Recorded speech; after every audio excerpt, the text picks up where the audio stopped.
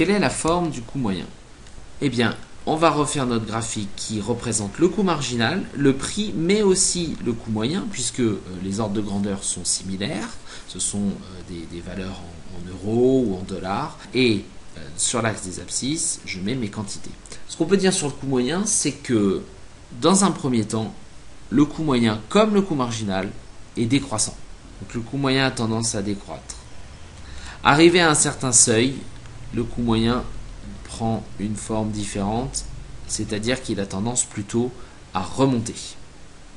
Donc les arguments qui expliquent que le coût moyen est décroissant et puis ensuite redevient croissant sont tout à fait similaires aux arguments qui expliquent pourquoi le coût marginal est croissant, est d'abord décroissant et ensuite croissant. En début de production, vous avez une meilleure adaptation des équipes, vous avez une meilleure utilisation du matériel et des équipements. Et donc le coût unitaire, là si vous prenez ici, prenons un certain volume de production, mettons on fabrique 2, vous voyez qu'ici le coût unitaire il est à un certain niveau, et puis si on commence, vous voyez, si on commence à fabriquer un peu plus, je sais pas moi, 4, vous voyez le coût unitaire c'est le coût moyen c'est la même chose que le coût unitaire, le coût moyen diminue, vous voyez, ça c'est plus petit que ça, donc vous voyez, hop, ça a baissé pour aller ici, etc. Jusqu'où? Bah regardez, jusque là. Là, je peux vraiment scinder le cadran jusqu'à ici, et ici pour Y, on va l'appeler YM. En ce point-là, pour ce volume de production, ouais, je fais la tangente, elle est plate. Pour ce volume de production-là, on est au minimum du coût moyen. Vous voyez, on est vraiment au minimum de la courbe. Donc le coût moyen descend, diminue, le coût unitaire, le coût d'une unité en moyenne décroît quand on a des petits volumes de production jusqu'à un certain point, et ensuite, quand on passe ce point-là, quand on se dirige par là, eh bien vous voyez que le coût unitaire réaugmente. Donc, quand on est dans cette zone-là, vous voyez, ici, on est dans une zone d'économie d'échelle.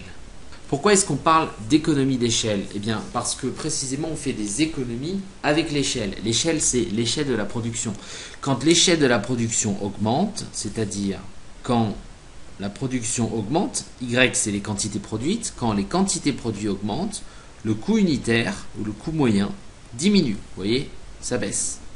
Ça baisse à mesure que les quantités produites. Donc, on est dans une zone d'économie d'échelle. On a intérêt à produire toujours plus, parce que quand on produit plus, eh bien, ce que ça nous revient en moyenne pour fabriquer une unité, en moyenne, eh bien, diminue toujours. On a intérêt à continuer de produire. Et puis, à un certain point, à partir de YM, ici, le coût unitaire remonte. Donc, dans cette zone-là, vous voyez, dans toute cette zone-là, on est dans une zone de déséconomie d'échelle. On est dans une zone de déséconomie d'échelle. Ou on pourrait dire aussi que les rendements d'échelle, c'est la même chose, hein, les rendements d'échelle sont décroissants. Plus je produis, et plus le coût unitaire, le coût moyen, le coût d'une unité augmente. Alors, qu'est-ce que ça nous raconte par rapport à la fonction d'offre et au choix de production? Eh bien, vous voyez que je vais refaire le même graphique, mais un peu plus proprement. Alors, bien, donc on va tracer un coût moyen comme ça, d'accord, avec effectivement ici le point à partir duquel le coût moyen augmente, et juste avant on est dans la zone d'économie d'échelle, d'accord, ici et là. Comment s'appelle ce point A? Alors, ce point A, on l'appelle le point mort. On l'appelle également le seuil de rentabilité. Qu'est-ce que ça veut dire? Ça veut dire que si jamais vous vendez un produit, à ce prix-là, à un prix inférieur au seuil de rentabilité, imaginez que ça, ce soit le prix du produit. On sait que le prix du produit, c'est égal à la recette moyenne. Bien, donc le prix du produit, c'est cette distance-là, hein, c'est ce niveau-là. Comparons cette recette moyenne, je mets versus le coût moyen. Le coût moyen, il est au minimum, c'est-à-dire que vraiment, si on choisit le point où le coût moyen est le plus faible, il peut être au mieux, au minimum, ici, au point A. Donc ça, c'est le minimum du coût moyen. Vous voyez, il est là. D'accord? Regardez, ça correspond à ce coût-ci. Donc vous voyez que si jamais on fabriquait ce produit avec cette technologie, ça voudrait dire que au minimum, ça nous coûterait ça et ça nous rapporterait ça.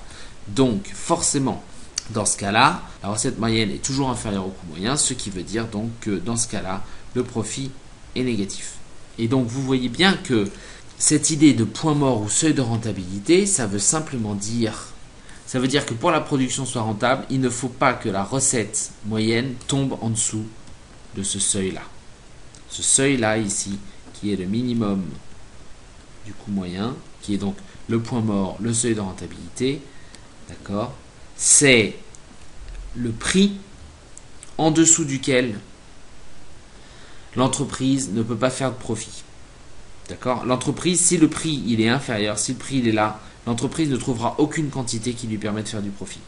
Donc il faut que le prix, il faut que la recette moyenne soit au minimum fixée ici. Et donc il faut que au minimum les quantités fixées soient ici. C'est ça le corollaire. Si le prix qui est de vente minimum à partir duquel l'entreprise commence à faire des profits, il est de ce niveau-là, mettons 2000 euros, je ne sais pas, je dis une bêtise, je dis n'importe quoi, hein, mettons 2000 euros. Ça veut dire que l'entreprise va fabriquer au minimum cette quantité-là, Y-min. Ça, c'est le prix minimum à partir duquel l'entreprise produit. En dessous, elle ne produit pas, c'est pas rentable, en moyenne. Mais si ce prix est atteint, ce prix minimum, ce seuil de rentabilité est atteint, eh bien, il correspond à une quantité fabriquée minimum à partir de laquelle l'entreprise produit. Bien, alors ça veut dire quoi ? Si on fait la synthèse de tout ce qu'on a dit depuis le début, eh bien, on peut dire que l'offre de l'entreprise commence au seuil de rentabilité, Y-min, et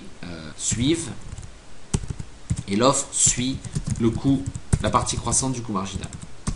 L'offre de l'entreprise commence au seuil de rentabilité et suit la partie croissante du coût marginal. Ça, c'est le mélange des vidéos, si vous voulez, le mélange de ce qu'on a dit dans la vidéo précédente et dans les vidéos précédentes et celle-ci.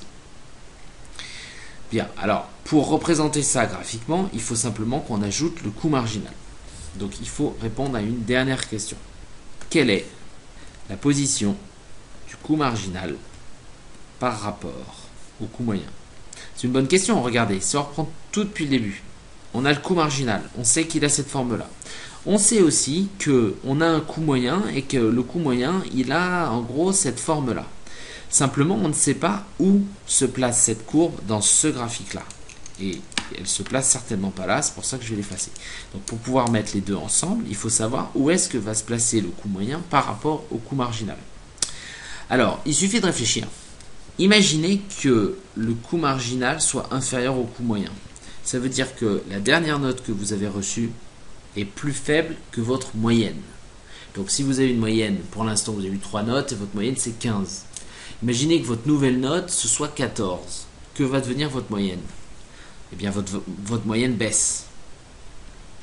Donc si le coût marginal est inférieur au coût moyen, si la nouvelle unité coûte moins cher que ce que ça coûte en moyenne, eh bien ce que ça coûte en moyenne, ça va avoir tendance à diminuer. Et inversement, si le coût marginal est supérieur au coût moyen, alors ce que ça coûte en moyenne, ça a tendance à augmenter. Si vous avez 14 de moyenne, et que la nouvelle note supplémentaire, donc ce qu'on pourrait assimiler au coût marginal, imaginez que vous avez 14 de moyenne et que la nouvelle note supplémentaire, ce soit un 15. Comme ce 15, cette nouvelle note supplémentaire, elle est supérieure à votre moyenne augmente. Donc si le coût marginal est supérieur à la moyenne des coûts, si le coût de la nouvelle unité produite est supérieur à la moyenne des coûts, eh bien la prochaine moyenne des coûts, qui prendra en compte toutes les unités produites, eh bien elle va augmenter. Et si le coût marginal ne fait qu'augmenter et il est supérieur au coût moyen, alors le coût moyen forcément augmente. Si on traduit ce que je viens de dire sur un graphique, le coût marginal, on sait qu'il a cette forme-là. D'accord ? Et qu'est-ce qu'on sait ? On sait que quand le coût marginal est inférieur au coût moyen, le coût moyen baisse. Comment positionner le coût moyen ?